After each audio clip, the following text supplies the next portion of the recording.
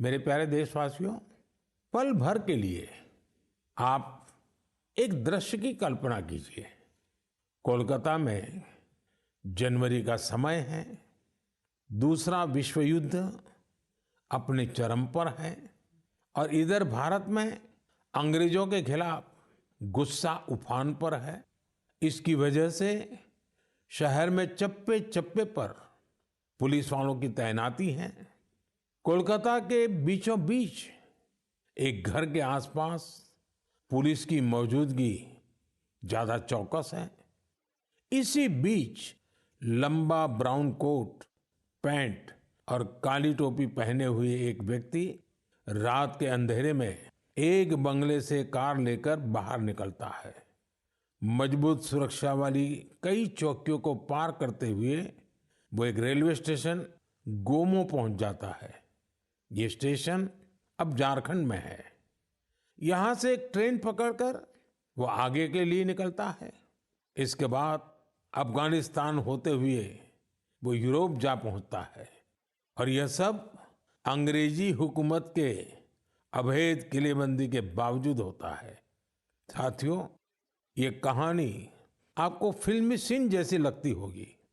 आपको लग रहा होगा, इतनी हिम्मत दिखाने वाला व्यक्ति आखिर किस मिट्टी का बना होगा।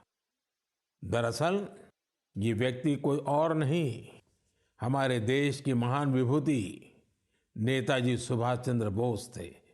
23 जनवरी यानी उनकी जन्म जयंती को अब हम पराक्रम दिवस के रूप में मनाते हैं। उनके शौर्य से जुड़ी इस गाथा में भी उनके पराक्रम की झलक मिलती है।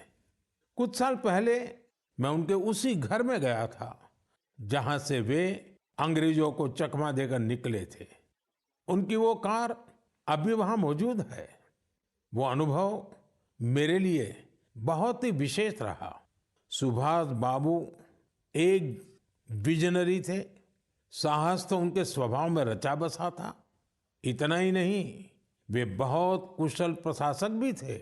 महज 27 साल की उम्र में वो कोलकाता कॉरपोरेशन के चीफ एग्जीक्यूटिव ऑफिसर बने और उसके बाद उन्होंने मेयर की जिम्मेदारी भी संभाली। एक प्रशासक के रूप में भी उन्होंने कई बड़े काम किए। बच्चों के लिए स्कूल, गरीब बच्चों के लिए दूध का इंतजाम और स्वच्छता से जुड़े उनके प्रयासों को आज भी याद किया जाता है। नेताजी सुभाष का रेडियो के साथ भी गहरा नाता रहा है। उन्होंने आजाद हिंद रेडियो की स्थापना की थी, जिस पर उन्हें सुनने के लिए लोग बड़ी बेसब्री से प्रतीक्षा करते थे। उनके संबोधनों से विदेशी शासन के खिलाफ लड़ाई को एक नई ताकत मिलती थी। आजाद हिंद रेडियो पर अंग्रेजी, हिंदी, तमिल, बांग्ला, मराठी, पंजाबी, पश्तो और उर्दू में न्यूज बुलेटिन का प्रसारण होता था। मैं नेताजी सुभाष चंद्र बोस को नमन करता हूं। देश भर के युवाओं से मेरा आग्रह है कि वे उनके बारे में अधिक से अधिक पढ़ें और उनके जीवन से निरंतर प्रेरणा लें।